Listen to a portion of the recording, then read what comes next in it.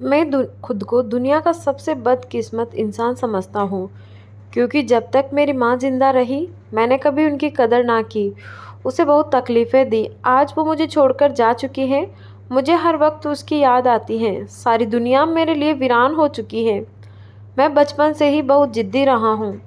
कभी स्कूल जाते हुए ज़िद करना, कभी खाना खाते हुए नखरे करना कि मुझे ये नहीं खाना है, वो नहीं खाना है।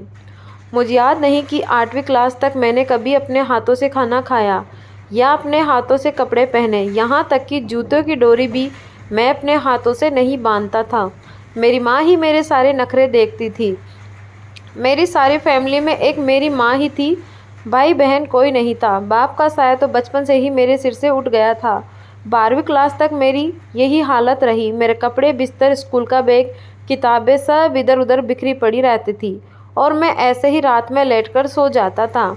लेकिन सुबह उठते ही मैं देखता कि कमरा बिल्कुल साफ होता, मेरे कपड़े अलमारी में अच्छी तरह रखे होते और मेरा बैग भी खूंटी पर टका होता। मेरी माँ रोज़ाना मुझसे कहा करती थी कि बेटा, रात में दूध पीकर सोना, ऐसे मत सोना।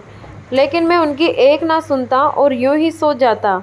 लेकिन सुबह मुझे अपने मुंह का मज़ा बदला हुआ मालूम होता।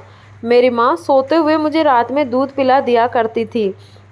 रात में अगर कभी बारिश होने लगती तो मैं सुबह देखता कि मेरे ऊपर कोई मोटा कंबल पड़ा हुआ है ताकि मुझे सर्दी ना लगे। मुझे घर में हमेशा दो चीज़ों से बहुत ज़्यादा चिढ़ थी। एक उस सिलाई मशीन की खटखट की आवाज़ से जो अक्सर 12-12 घंटे तक चला करती थी, और दूसरा रोटी के किनारों पर अक्सर घी लगने से रह जाता था तो मैं गुस्से में रोटी छोड़कर बाहर चला जाता था। मुझे इन दो चीज़ों से हमेशा से चिढ़ रही थी।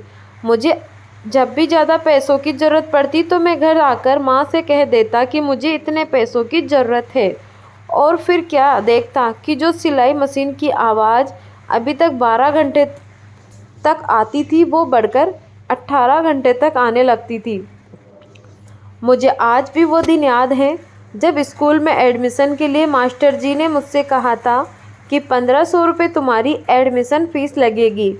शाम को मैं घर वापस आया और अपनी माँ से कहा कि मुझे कल 1500 रुपये चाहिए, वरना स्कूल में मेरा एडमिशन नहीं हो पाएगा।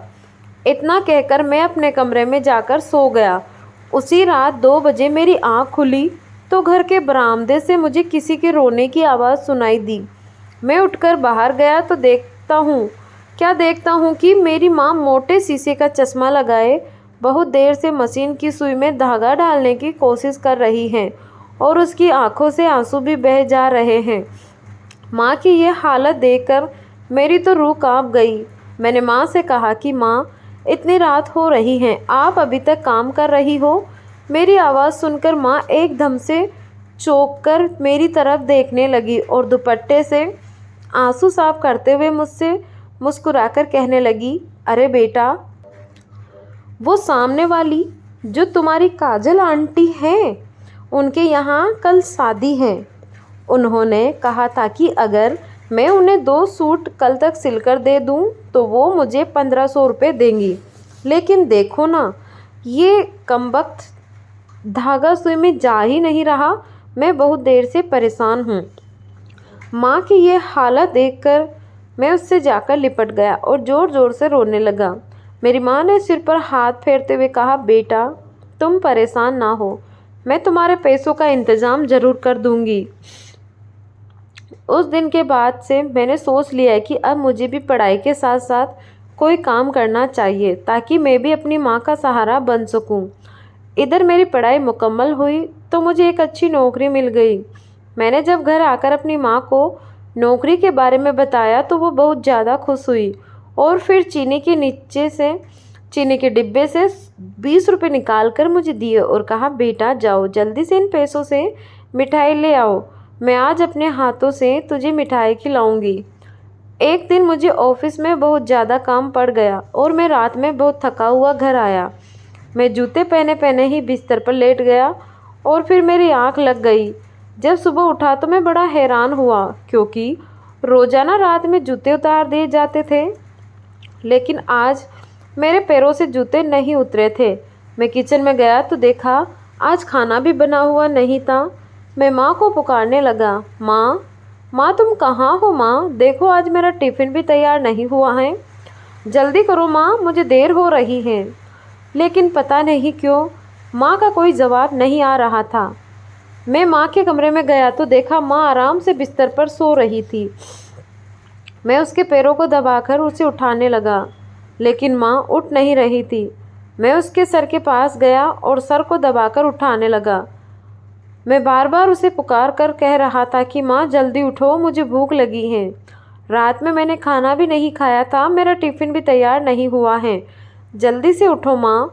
लेकिन पता नहीं मेरी माँ को क्या हो गया था कि वो उठने का नाम ही नहीं ले रही थी।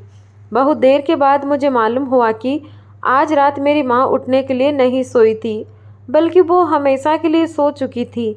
मेरी माँ मुझे छोड़कर जा चुकी थी। मैं वहीं खड़ा चीख चीख कर रोने लगा। मेरी सारी दुनिया लुट चुकी थी, क्योंकि मेरी माँ के सिवा मेरा कोई नहीं था। माँ के बगैर वो घर मुझे काटने दौड़ता था। इसीलिए कुछ दिनों के बाद मैंने वो घर भी छोड़ दिया। आज मेरी माँ को मरे 3 साल हो चुके हैं। अब मुझे अपने कपड़े खुद धोना पड़ता है, खाना खुद ही बनाना पड़ता है। अगर रात भूखा सो जाऊं तो कोई मुझसे पूछने वाला नहीं कि बेटा भूखे क्यों सो गए थे।